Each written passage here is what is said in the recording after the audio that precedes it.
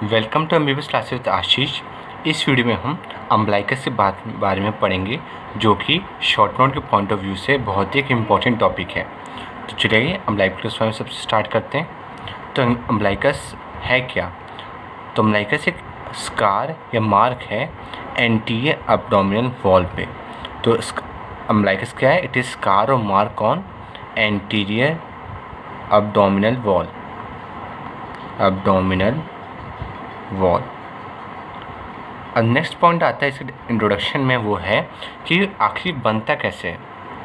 तो आपको मैं बता दूं, जो अम्बिलिकल कॉर्ड का जो रेमनेंट होता है वो उससे अम्बलाइकस फॉर्म होता है। So how it is form? It is form by the remnant of the root of umbilical cord. Suppose umbilical cord है और यहाँ पे ऐसे ये फीटस अटैच्ड है, ऐसे फीटस अटैच्ड है। तो जिस पॉइंट पे अटैच्ड है ये इसका रूट हो जाएगा, बाकी इसका अदर पार्ट हो जाएगा अम्बलाइकल कॉर्ड का। ये अम्बलाइकल कॉर्ड, इसमें 2 आर्टरीज और एक वेन होती है, आपको जैसे पता होगा। तो ये जो ये प्रॉक्सिमल पार्ट है इसे बोलते हैं root. So it is form by the remnant of root of umbilical cord. अब इसी लोकेशन, नेक्स्ट हेडिंग आपको इस बारे में लिखनी है, वो इसका लोकेशन।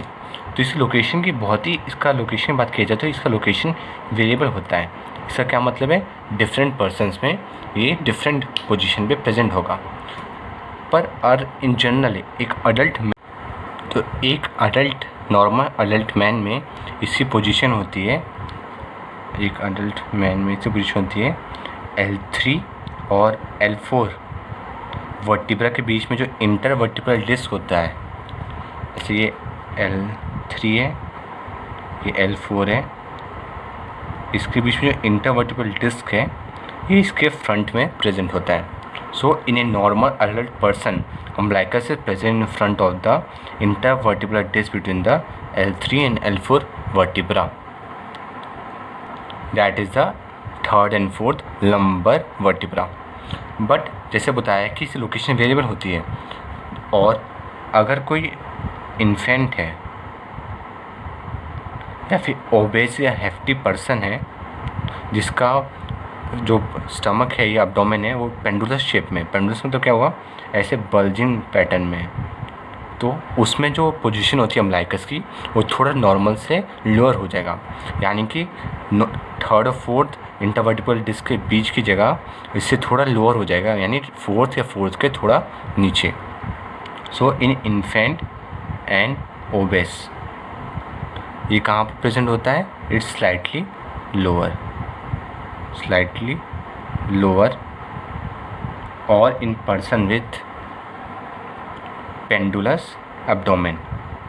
पेंडुलस एब्डोमेन मतलब ऐसे एब्डोमेन ऐसे बल्ज कर दे रहा है नीचे तरफ ड्यू टू फैट। अब नेक्स्ट जो आपको पॉइंट्स पढ़ने हैं वो हम देखते हैं। तो आपको सबसे पहले क्या देखना है इसके इंट्रोडक्शन के बाद?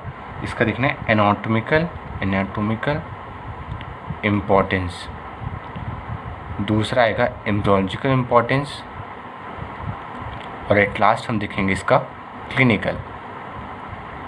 तो एनाटॉमिकल इम्पोर्टेंस में टोटल है 4 पॉइंट, एम्ब्रियोलॉजिकल इम्पोर्टेंस में टोटल है 2 पॉइंट्स, और क्लिनिकल में आपको 6 पॉइंट्स याद रखना है। तो सबसे पहले एनाटॉमिकल इम्पोर्टेंस से स्टार्ट करते हैं। तो एनाटॉमिकल इम्पोर्टेंस की बात किया जाए तो जो अम्बलाइकस का, सपोज ये एब्डोमेन है ऐसे, तो ये अम्बलाइकस है, इसका जो स्किन है, सराउंडिंग स्किन है, वो सप्लाई होता है T10 स्पाइनल सेगमेंट से। सो ये सराउंडिंग स्किन किससे सप्लाई होता है? अम्बलाइकस के आगे supplied by T10 spinal segment. ये सब एनाटॉमिकल इम्पोर्टेंस के हेडिंग के अंदर है। It supply bye T10 spinal segment supplies skin around umbilicus. Next जो पॉइंट है वो है कि अम्बलाइकस एक वाटर शेड की तरह एक्ट करता है। अब ये वाटर शेड क्या होता है? तो सपोज करिए कैसे एक वुडन ब्लॉक है, ये एक वुडन ब्लॉक है, एक हॉरिजॉन्टल सरफेस पे ऐसे रखा हुआ है, और मैं अब इसमें ग्रूव्स बना दे रहे हैं। जैसे दो फिंगर के बीच में ऐसे ग्रूव्स होते हैं, वैसे इसमें भी हम ग्रूव्स बनाते हैं। तो ऐसे इसमें 2 ग्रूव्स बना देते हैं, और इसमें हम वाटर डाल लेंगे हम। एक साइड हम 2 अलग कलर से शो करते हैं, इसमें ग्रीन वाटर है,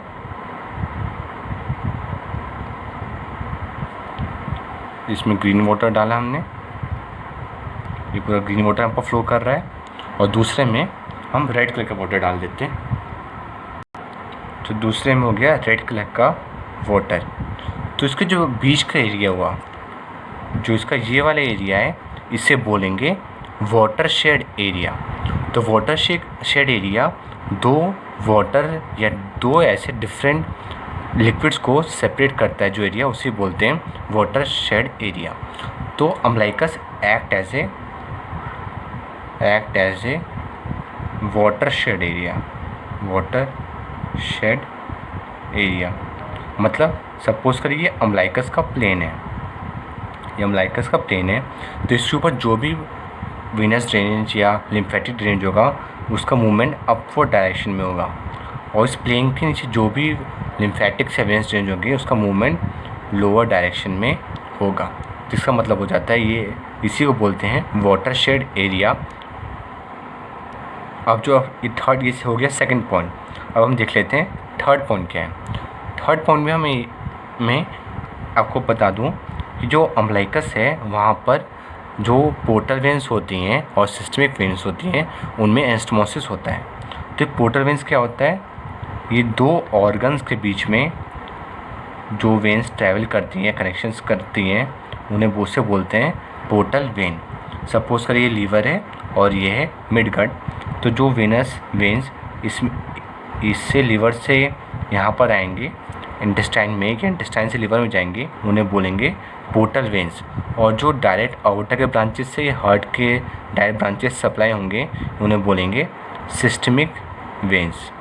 तो umbilicus act as a point where the portal veins and systemic vein एनास्टोमोस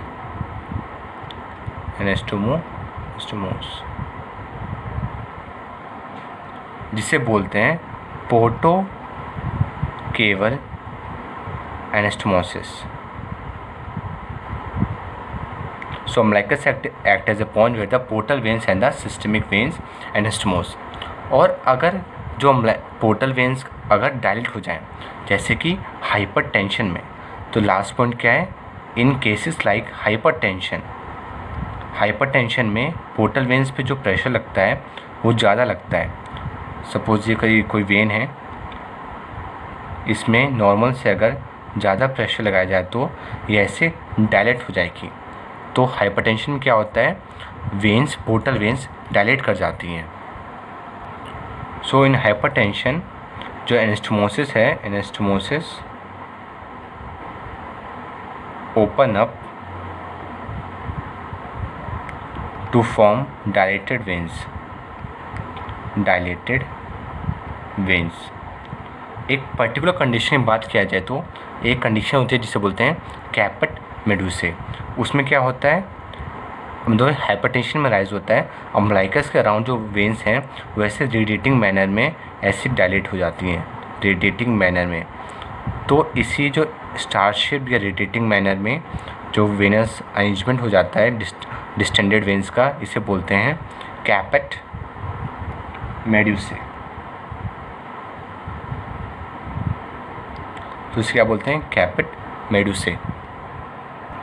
और अगर सुपीरियर वेना केवा का ऑब्स्ट्रक्शन हो तो डायलेटेड वेन्स में जो ब्लड फ्लो होगा वो कैसे होगा, वो सपोज डायलेटेड अब्डोमेन है, ये पूरा अब्डोमेन है, तो यहाँ पर जो ब्लड फ्लो होता है डायलेटेड वेन्स में वो डाउनवर्ड डायरेक्शन में होता है, किसमें, सुपीरियर वेना केवा के ऑब्स्ट्रक्शन में। वहीं अगर इन्फीरियर वेना केवा का ऑब्स्ट्रक्शन हो, इन्फीरियर वेना केवा का, तो जो ब्लड फ्लो कैसे होगा, और ये सपोज ये वेन्स हैं, डायलेटेड वेन्स हैं, इनमें ब्लड फ्लो होगा अपवर्ड डायरेक्शन में। तो blood flows in upward direction in obstruction of the inferior vena cava. ये हो गया इसकी एनाटॉमिकल इम्पोर्टेंस। अब देखते हैं इसका एम्ब्रियोलॉजिकल इम्पोर्टेंस।